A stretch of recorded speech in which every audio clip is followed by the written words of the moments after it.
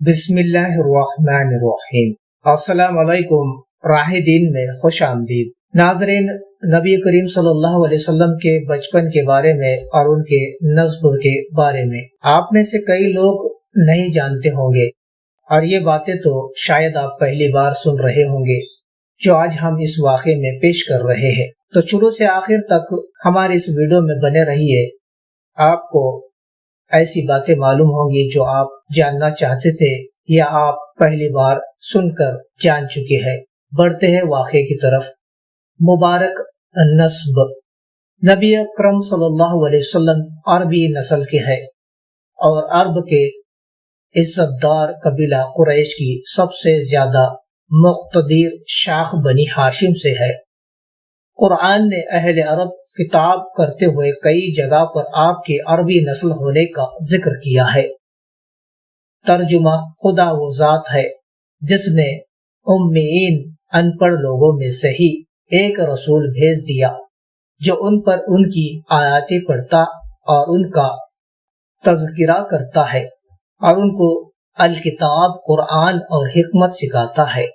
ترجمہ: بے شک تمہارے پاس تم ہی میں سے ایک رسول محمد صلی اللہ علیہ وسلم آیا، جبکہ بھیج دیا اللہ نے ان میں سے ایک رسول جو نسب کی لحاظ سے انہی میں سے ہے۔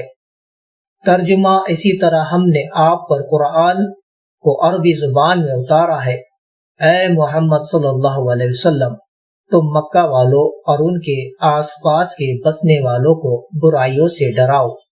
عرب کے نسبوں اور خاندانوں کے ماہر اس پر ایک رائے ہے کہ آپ صلی اللہ علیہ وسلم حضرت اسماعیل بن ابراہیم علیہ السلام کی نسل میں ہے، اس لیے کہ قریش کسی رائے کے اختلاف کے بغیر عدنانی ہے، اور عدنان کے اسماعیلی ہونے میں دو رائے کی گنجائش نہیں ہے۔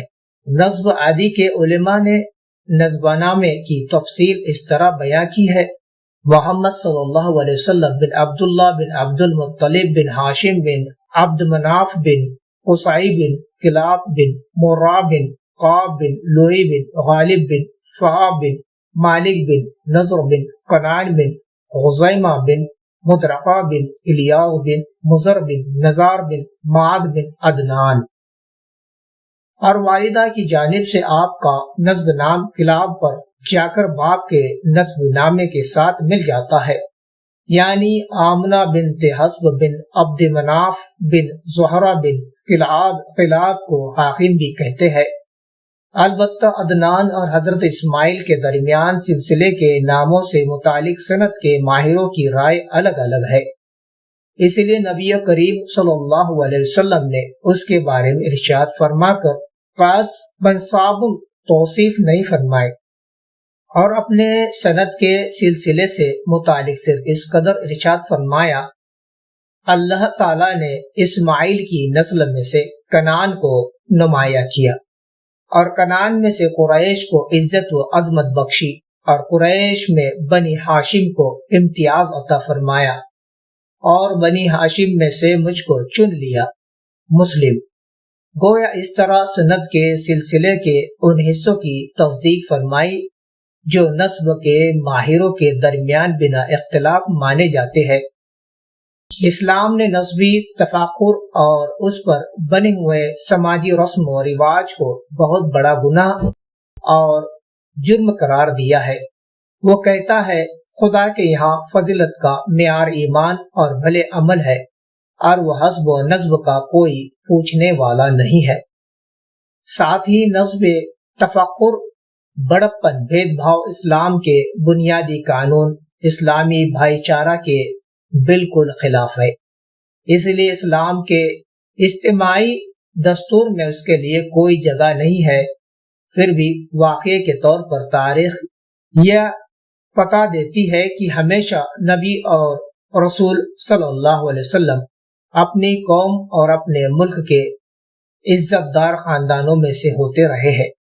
اللہ کی حکمت کا ہر فیصلہ شاید اسی لیے ہوا کہ قوموں اور ملکوں کے رسم و رواج اور نسبی فخر و غرور ان کے خلاف ان کی دعوت حق اور ان کے صدقات کا پیغام کہیں نجی سوارتھ کے لیے نہ سمجھا لیا جائے، اور اس طرح اس کا اخلاقی پہلو کہیں کمزور نہ ہو جائے، جیسے کسی سماجی زندگی میں ذات پات کی تقسیم اور کاسٹ سسٹم اس طرح موجود ہے کہ اس کی وجہ سے کچھ انسان کچھ کو حقیر و ذلیل سمجھنے لگے ہیں۔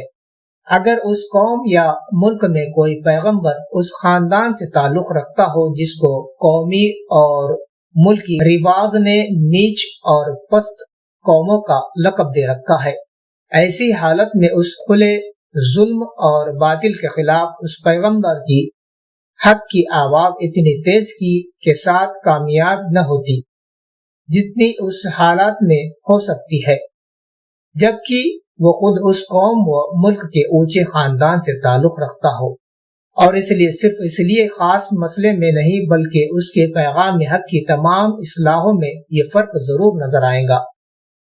بہرحال یہ حکمت اور مقام اور ہر موقع پر فائدہ مند ہو یا نہ ہو، عرب کے حالات و واقعات کے لیے نہایت مناسب اور فائدہ مند ثابت ہوئی۔ چنانچہ اسلام کی آواز نے جب اپنی انقلابی اور اسلامی غرض سے روحانیت کی چھپی کائنات میں تہلکہ پیدا کر دیا تو ایک طرف نبی اکرم صلی اللہ علیہ وسلم نے عربوں کو یہ سنایا کہ جہاں تک خاندانی امتیاز کا تعلق ہے تو میں قریش بھی ہوں اور ہاشمی بھی، اور یہ فرق تمہارے حساب سے بہت بلند ہو مگر میری نگاہ میں اس کی حیثیت صرف یہ ہے، یہ فرق کرنے کی کوئی چیز نہیں ہے۔ اور دوسری جانب نسبی فرق کی بنیادوں کے گر جانے اور انسانی برابری کی عام دعوت کے لیے اس خدائی فرمان کا اعلان کر کے انسانی کائنات کی تمام تاریخ ذہنیت کے خلاف ایک بڑا انقلاب پیدا کر دیا، جس کا ترجمہ لوگوں میں نے تم سب کو ایک مرد اور عورت سے پیدا کیا ہے، یعنی انسانی پیدائش کی شروعات آدم اور اس کی بیوی حوا علیہ السلام سے ہوئی ہے۔ تم کو خاندانوں اور قبیلوں میں صرف اس لیے بانٹ دیا ہے کہ آپس میں صلہ رحمی یعنی رشتہ داریوں کے لیے پہچان اور معرفت کا طریقہ قائم کر لو۔ ترجمہ اور اصل یہ ہے کہ بے شک اللہ کے نزدیک وہی عزت والا ہے جو تم میں سے پرہیزگاری کی زندگی بسر کرنے والا ہے۔ اور حجۃ الوداع کے موقع پر جب آپ ہزاروں صحابہ کی موجودگی میں وداعی پیغام سنا رہے تھے اور اسلام کے بنیادی اصول کی مضبوطی کے لیے اہم وصیت پیش کر رہے تھے، اس حکم خداوندی کی تائید میں یہ انقلابی پیغام بھی ارشاد فرمایا۔ اللہ تعالیٰ نے ارشاد فرمایا ہے، انسانی نسل کے لوگوں، ہم نے تم کو ایک عورت اور ایک مرد سے پیدا کیا اور ہم نے تمہارے درمیان خاندان اور قبیلے بنا دیے ہیں تاکہ رشتہ داری کے لیے تعارف پیدا کرو۔ بلا شبہ تم میں اللہ کے نزدیک وہی برگزیدہ ہے جو زیادہ متقی نیک کردار ہے۔ بس خوب یاد رکھو کہ نہ عربی کو عجمی پر کوئی فضیلت ہے اور نہ عجمی کو عربی پر کوئی برتری حاصل ہے، نہ کالے کو گورے پر کوئی فضیلت ہے اور نہ گورے کو کالے پر کوئی بزرگی، بلکہ ان سب کے لیے فضیلت کا معیار صرف تقوی نیک عملی ہے۔ اے قریش کے لوگوں، ایسا نہ ہو کہ تم خاندانی فقر کے جھوٹے گھمنڈ کی وجہ سے قیامت میں دنیا کو کندھے پر لاد لاؤ اور دوسرے لوگ نیک عملی کی بدولت آخرت کا سامان لے کر آئے۔ واضح رہے کہ تمہارے صرف قریشی ہونے کی وجہ سے میں تم کو خدا کے فیصلوں سے قطعی طور پر بے پرواہ نہیں بنا سکتا۔ خدا کے یہاں تو صرف عمل ہی کام آئے گا۔ مجموع الفوائد بھاگ 1 معظم طبرانی کبیر سے۔ اور ایک بار نسب فقر کے خلاف تبلیغ کی حق کرتے ہوئے اس کو جاہلی تعصب فرمایا اور مسلمانوں کو اس سے بچنے کی سخت تاکید فرمائی۔ ارشاد فرمایا، اللہ تعالیٰ نے اسلام کی دعوت کے ذریعے تمہارے درمیان سے جاہلیت کے تعصب اور نسبی فرق کو گرو کو مٹا دیا ہے، اور اب نیک مومن یا بدکار پاپی سب انسان آدم کی اولاد ہے اور آدم کی پیدائش مٹی سے ہوئی ہے، پھر فخر کرنے کا کیا موقع ہے۔ تو ناظرین، آپ کو یہ واقعہ پسند آیا ہو تو کمنٹ باکس میں صلی اللہ علیہ وسلم ضرور لکھیں اور اس ویڈیو کو ضرور شیئر کریں۔ ملتے ہیں ایک نئے ویڈیو کے ساتھ۔ اگر آپ ہمارے چینل پر نئے ہوں تو سبسکرائب ضرور کریں۔ اللہ حافظ۔